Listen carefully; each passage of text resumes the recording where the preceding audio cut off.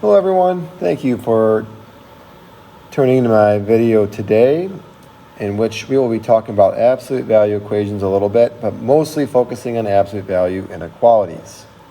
All right, let's jump right into a warm-up problem where I'm going to ask you to graph f of x equals negative absolute value of x minus 5 using transformation. So at this point, I would pause this video, try this opener on your own, and come back and check your answer when complete.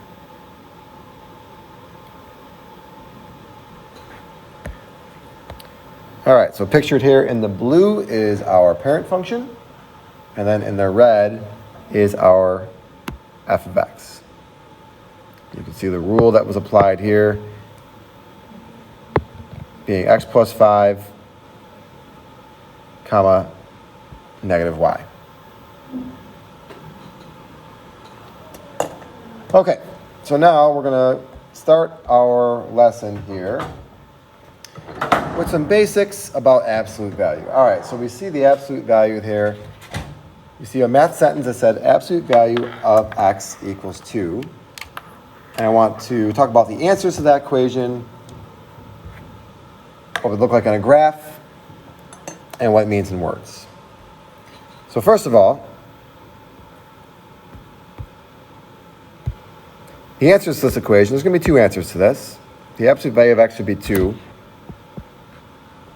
That's true when x equals 2 or when x equals negative 2. So in a graph, if we say this is 0 right here, that would literally be just these 2 points, negative 2 and 2. What does it mean in words? And you can put this in your own words here, but it's just going to be the two numbers, or it could be one number, depending if it was 0, whose distance from 0 is equal to 2. Okay, and you can put that in any words that you seem fit for your thought process. The next one says the absolute value is greater than 2. All right, so again, if this is 0 right here, we want numbers that are more than 2 units away from 0. So that'd be all numbers that are bigger than 2, but it would also be all numbers that are less than negative 2. So what would that look like on a graph here?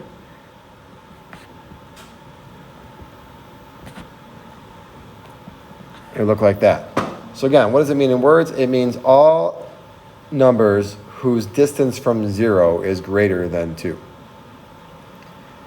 Okay, and then finally, we want numbers whose absolute value is less than 2 units away from 0. So that would be all numbers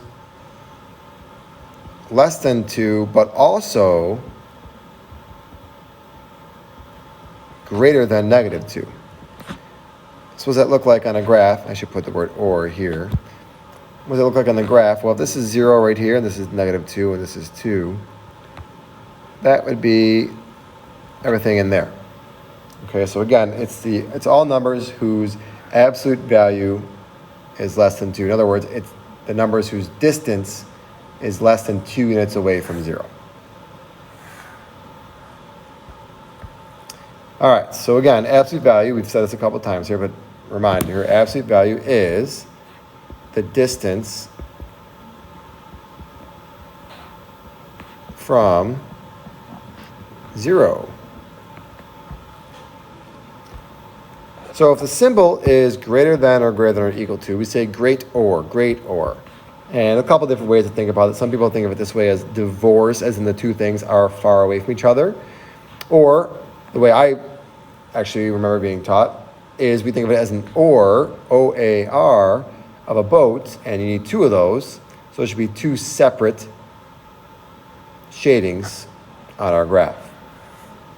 If it's less than or equal to, we think of it as less than or equal to, and we can think of it as like a sandwich. Okay, and that's just one graph. So the or graph might look like this. And a and graph would look like this.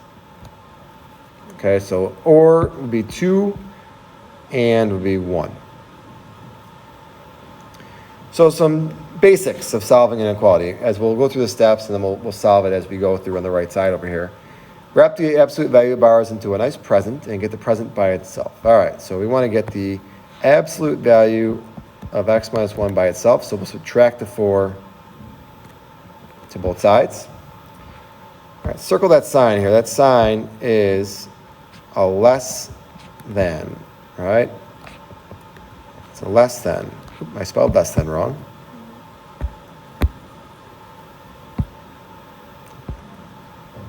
Let's try to spell less than again.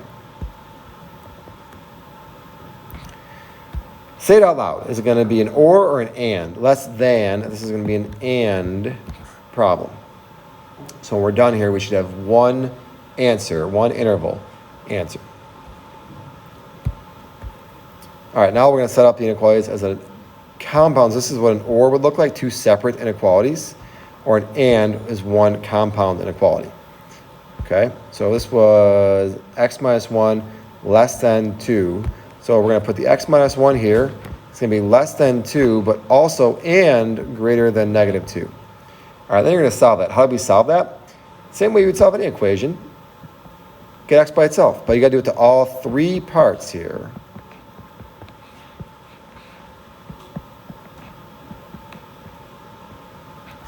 So our answer is negative 1 to 3. And remember, this is inequality notation. This is interval notation. We should be able to give our answer in either form. And then on a graph, open circle at negative 1, open circle at 3, and then shading between them. Why is it open again? Because it's not equal to.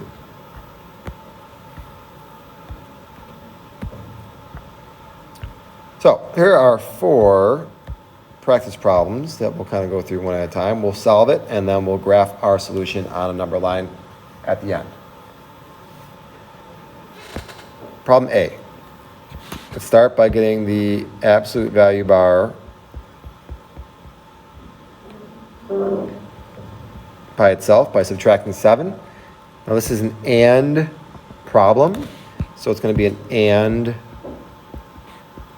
one compound inequality. Subtract 12 from all three parts. And divide all three parts by 3.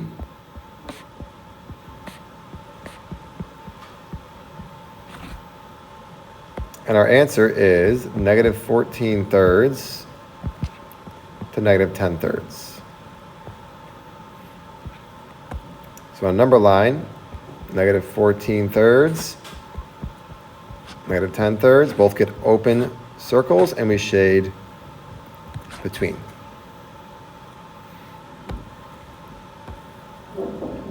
Question B. Start by subtracting the 7, both sides. This is a great or problem, but when we see this, absolute value greater than a negative 5, that's going to be anything. So actually, just for the interest of this problem, I'm going to change this problem.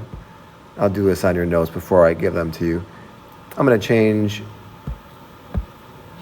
this to a minus 7. All right, then that's going to make this a 9.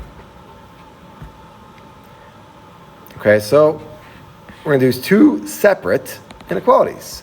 3x plus 7 has to be either greater than or equal to 9, or 3x, or, see I'm saying the word or, 3x plus 7 has to be less than or equal to negative 9. So if we solve this by subtracting 7 from both sides, and subtracting 7 from both sides, and dividing by 2, sorry, I meant by 3,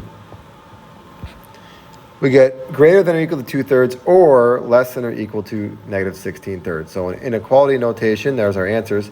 In interval notation, it's going to be negative infinity to negative 16 thirds with a bracket. Why bracket? Because it's equal to. Or bracket 2 thirds to infinity. Our number line We put negative 16 thirds here, positive 2 thirds here, closed circles, and then shaded or, so two different shaded regions.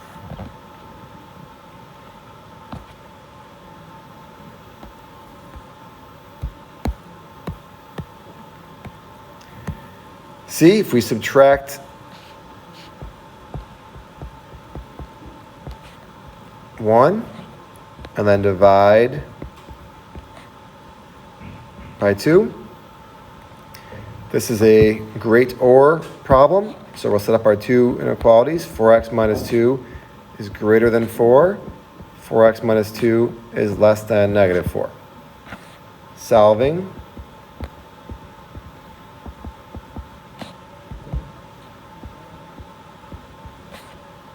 And solving. Make sure your answers are simplified as well, like mine. All right, we're running out of room here, so I'm going to shrink this a little bit. So my answers are negative infinity to negative 1/2, parentheses, union 3/2 to infinity with a parentheses. And then on my number line, open circles and ORs.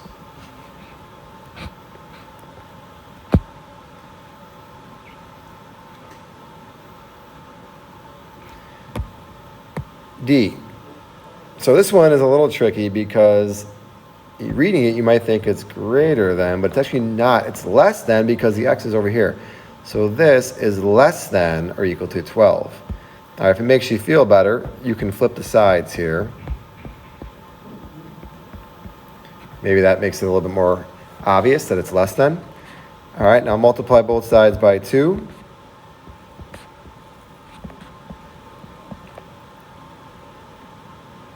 It's a less than problem, so one compound inequality.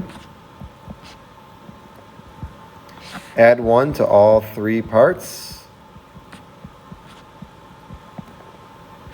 Divide by 2.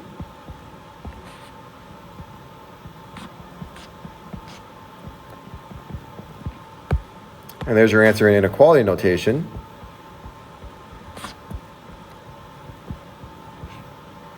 In interval notation, it's going to be bracket, negative 23/2 to 25/2 bracket.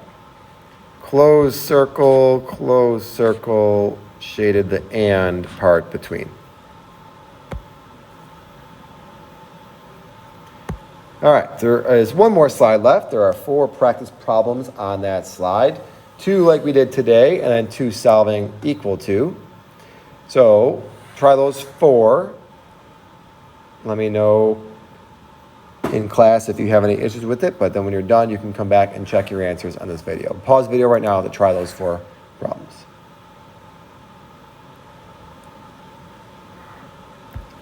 Here are your answers to the 4 problems we see here.